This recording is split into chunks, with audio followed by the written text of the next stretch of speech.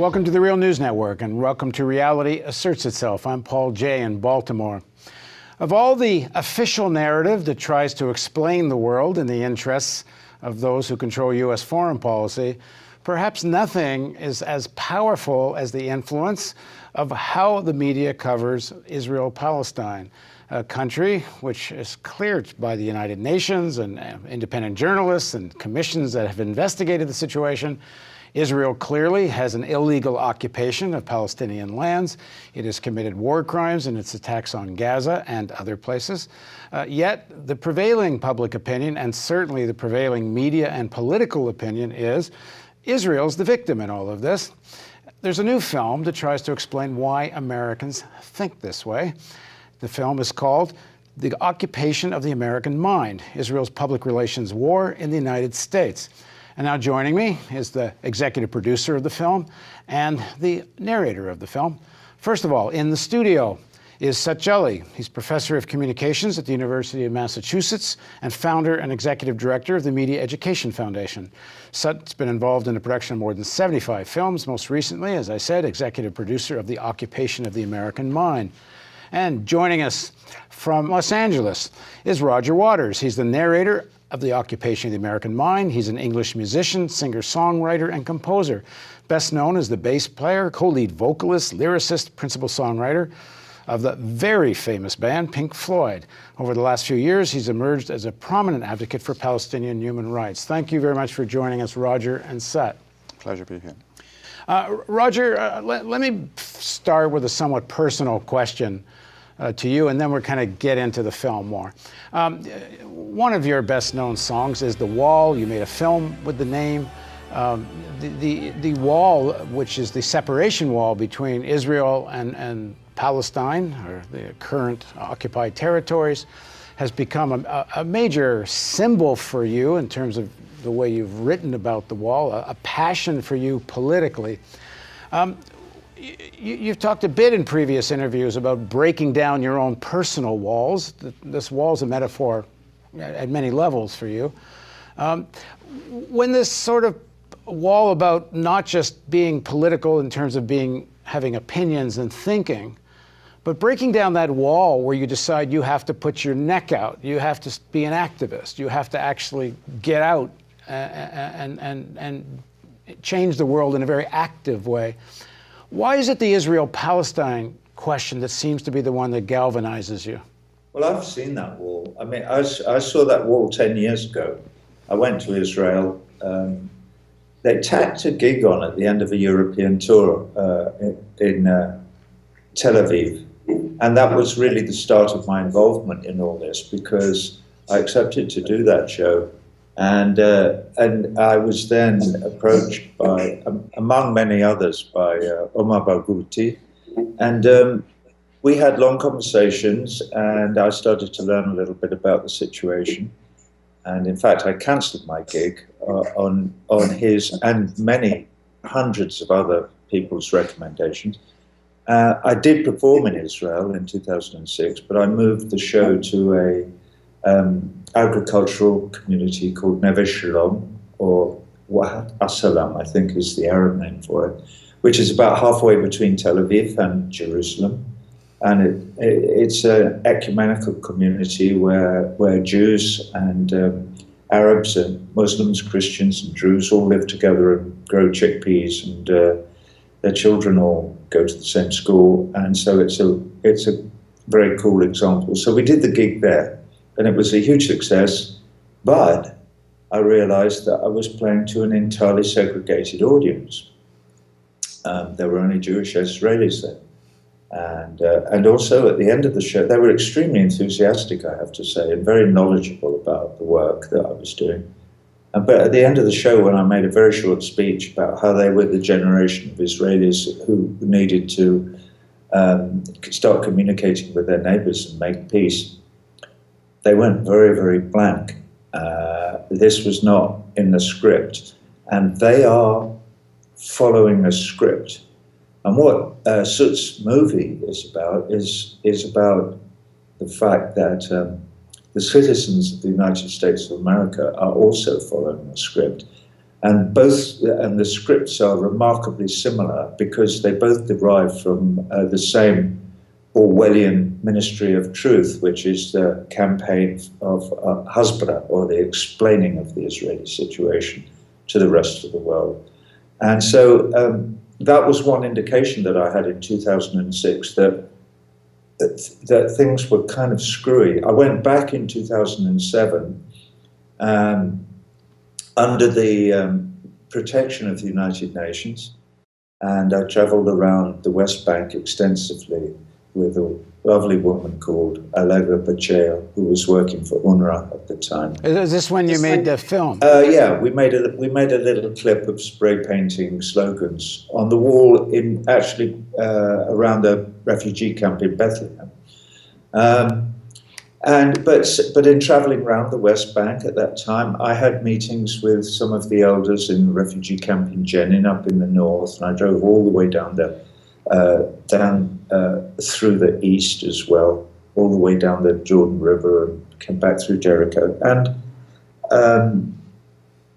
it's chilling when you actually see it with your own eyes, to see apartheid in operation in a country that is almost entirely supported by the United States of America, that makes claims about liberty and freedom and equality and so on. In fact, it's enshrined in the constitution of this country, that all men are created equal and so on and so forth. It's chilling to see a system of military occupation being operated where there is no question of people being treated equally, that one set of people are colonizing the land and the other set of people have no rights at all of any kind. And so confronted with something like that, feelings well up, and I think it's entirely natural for anybody of good faith to say, we have to organize and do something about this. Right. And Sut's movie, The Occupation of the American Mind, is one of the best tools of activism that I've seen, and I was extremely pleased to be able to act as the narrative for it, right, because it very cogently tells the story of how the American public have been deceived since 1947 as to the reality on the ground in Israel. So, how long did it take to make this film? And it's a difficult film to make, because as you're making it, you got to know that it's going to be hard to show this anywhere in the United States. It took us a while to make. Actually, we started this over 5 years ago. We actually had made a previous film that came out in 2004 called Peace, Propaganda in the Promised Land, which was about comparing American media coverage with European media coverage. And then, it deals with some similar issues. But then when the Gaza attacks first happened, it seemed as though something new was happening, and so we started to work on a new film. It was the first Gaza attack in 2008, and then we didn't know that while we were working on the film, that another 2 attacks would happen at the same time. That was why we worked on the film. Yeah, I mean, that was an astounding moment. The bombs raining down on Gaza, thousands of injuries and deaths, and Israel's the victim. And Israel's the victim, and there is support massive public support in the U.S. For the attacks. A resolution gets passed in the U.S. Senate. Yeah, I mean, the Senate is almost unanimous around this, and so it's that congruence between the reality on the ground and American perceptions and opinions of it. And as someone who studies public opinion and someone who looks at public relations and propaganda, I know public opinion doesn't come out of nowhere. Public opinion is formed. Public opinion is created. And so that was why I first got interested in looking at this, was how is American public opinion formed around this? Actually, my first interest in this was, I teach at the University of Massachusetts. And about 10 years ago, I started to do surveys in my class. The very first class I would have during the semester. I would ask these students, so liberal students at a liberal university, I would ask them not what they thought, but what they knew. And I asked them a question, said, okay, and so I asked them a factual question, and which was, which of the following countries has been continually condemned in the United Nations for occupying someone else's land? Yes, it's an objective question, the answer to which is Israel. And so I gave them 4 answers that they could choose. One was Israel, one was, couldn't call it Palestine, called them the Palestinians, and then a couple of countries it couldn't possibly be. And what I found was, over a period of 3 years when I did this, between 58% and 63% of my students thought the Palestinians were illegally occupying someone else's land. And so that was where how does this happen? How can you have this kind of reality We've seen this in other polling across the country, that a majority opinion, at least used to, I'm not sure where it is now, used to have the same idea. Yeah, so so I was interested, how can reality be turned on its head? All right, well, let's show a clip from the film, and then we'll discuss more about how this works. There's really no way to fully understand why the Palestinian people have resisted Israel for so long without understanding this basic history of dispossession and occupation. But for the most part, this isn't the story we get in American media coverage. Instead, the legitimate grievances of Palestinians, including their right to resist an illegal military occupation, get pushed out of the frame by this constant discussion about extremism and terrorism and anti-Semitism. You know, rational, clear-minded people understand that Hamas is a terror group and it is committed to killing Jews and wiping Israel off the face of the earth. That's not debatable. That's a fact. It's never about land, somehow. That gets dropped out. It's never about settlements. It's always about they hate us because we're Jewish. Whatever the Palestinians have done is portrayed in terms of mindless violence against Jews out of some kind of primeval anti-Semitism. No sense of how this started, where the animus comes from. It's completely inexplicable in the way in which it's generally presented. And these people basically kill because they hate, and they hate because they're irrational Muslim fanatics or whatever. And I think Americans largely get it. They know who the good guys are and who the bad guys are. This is not an illusion. American public opinion is generally supportive of Israel because it's been led to believe that Israel is in the right and the Arabs are bad guys. And none of this is by accident. It's the result of a deliberate effort to shape American perceptions of the conflict. A propaganda effort that really begins to take shape with Israel's invasion of Lebanon in 1982. So this film is about a public relations exercise, conscious, planned, and this is the film introduces the concept here. This framing of how Israel is the victim and Palestinians somehow hate Jews, and this is why they can't live or abide living next to an Israeli state, a Jewish state. How does this get to be so pervasive that a majority of American opinion, even when they're shown images of children dying in Gaza, in the attacks on Gaza, and in fact, in the last attack on Gaza, I was kind of struck. It seemed to me for the first time almost, the New York Times actually showed pictures of dead children. You actually got some sense of what it had done to people. You could still have Senate resolutions calling this a right of Israeli right to self-defense and such. Yeah, I mean, actually, Israeli spokesperson, actually said in the war of pictures we lose. So you have to explain, you have to frame the pictures, and that's what Israel has done. It's a massive propaganda campaign to flood the airwaves with explanations for why there are these dead children, and why the blame for the dead children rests in the hands of Hamas and Palestinians and not Israel. And so that's a challenge that Israel recognizes, that these pictures could be very damaging. However, one of the things we know about public relations is pictures never tell a story by themselves. You can always give a different interpretation to the pictures. You can always give a different interpretation to the story. In fact, it's Gore Vidal once talked about the lesson of Confucius, that Confucius was once asked what he would do if he were ever to run the state. That is, if he was in charge, what would he do? And Confucius answered by saying he would, quote, rectify the language. And what he meant by that was if you can control the stories, if you can control the language, then you can control the categories through which people think about the world. And you don't need police and military on street corners. You can colonize people in their own imaginations, in their own heads. And as you point in the film, one of the most important ingredients of that is repetition, which is kind of why we're doing The Real News. It's the daily repetition that makes this thing, shapes people's worldview when they see these events unfold. Yeah, and that's the way public relations works. It doesn't work by one message by itself. It works by being this cumulative effect over a long period of time. So even if you have one message that comes the other way, it has no impact when the flood of messages is going in the other direction.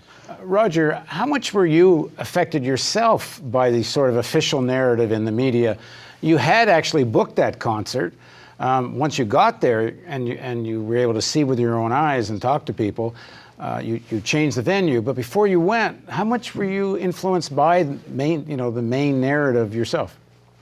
I'm not sure that it impinged on me greatly. I've been kind of, I hate to say it, but I've been sort of busy doing my work for most of my life. I've worked really hard. I really enjoy my work, so I'm sort of engaged in it. And the story tends to go by somewhere in the background until you're confronted with it face to face in a personal, upfront way, and then you have to respond to it.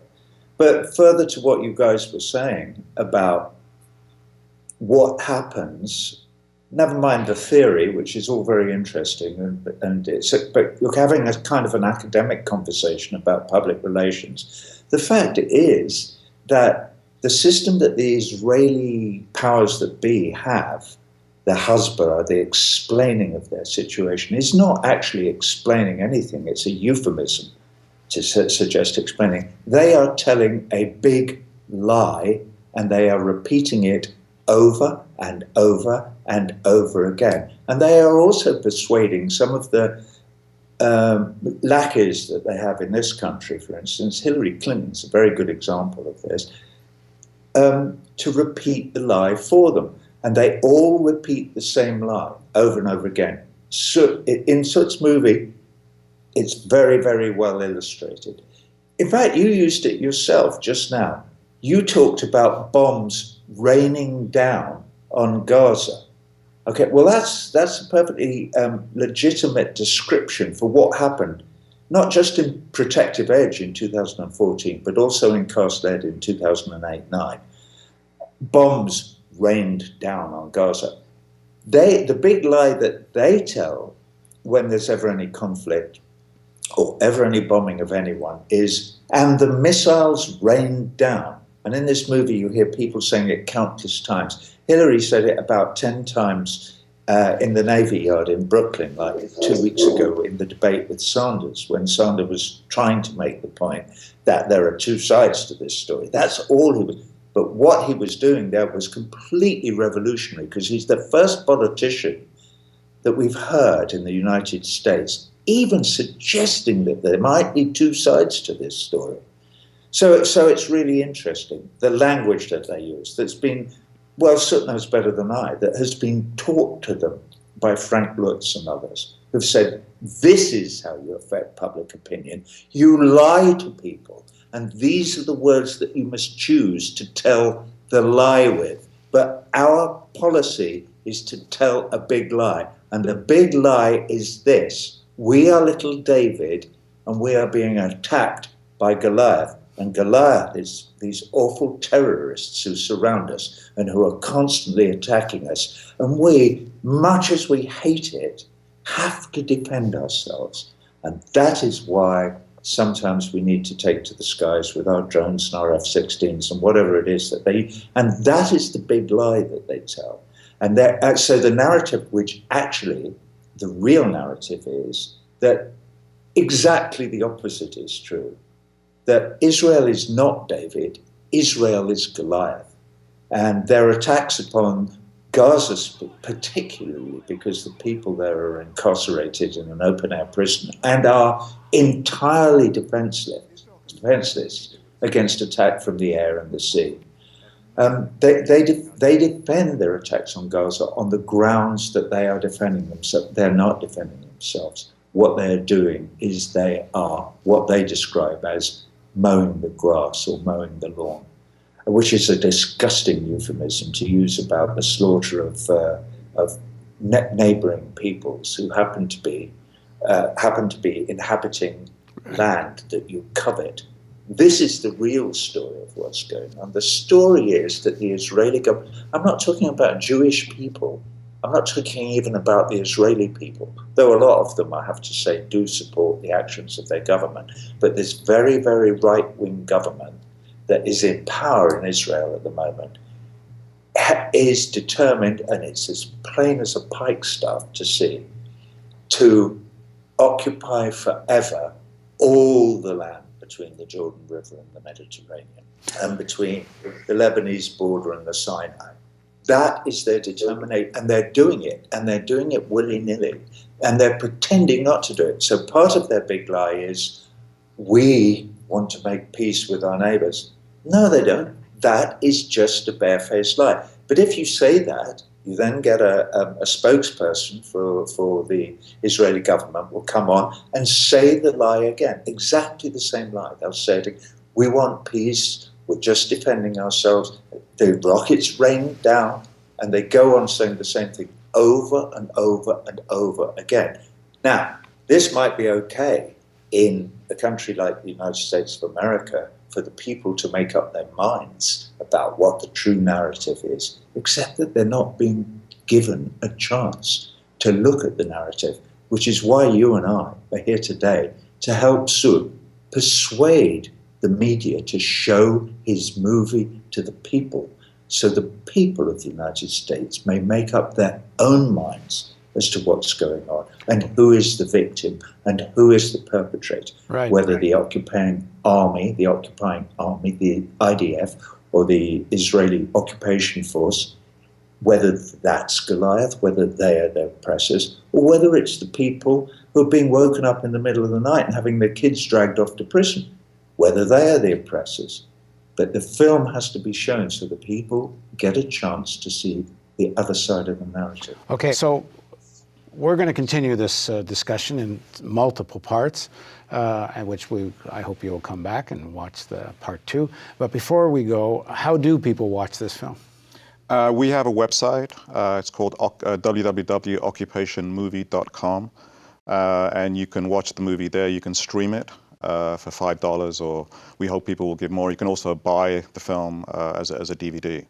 And so we hope a lot of people will go directly to the site and be able to watch the film immediately after this interview. Another way you can get to the film streaming, which is I think $5 to watch the film, or you can buy a DVD, is on the Real News homepage. You'll see a copy of this movie poster. If you click on it, it will take you to the page where you can get to the film. Why isn't it on HBO? Why isn't it in one of the places where it's readily available for large numbers of cable customers, certainly, to get it without them having to search around the net and without them having to find this particular website or without them having to look for it? This is important information for every citizen of the United States to have at their fingertips. It should be in every home so that people can look at it and then they get a chance to start forming an opinion about the situation vis-a-vis Israel-Palestine. Well, why it's not on Netflix or mainstream media, we are going to get into exactly that topic as we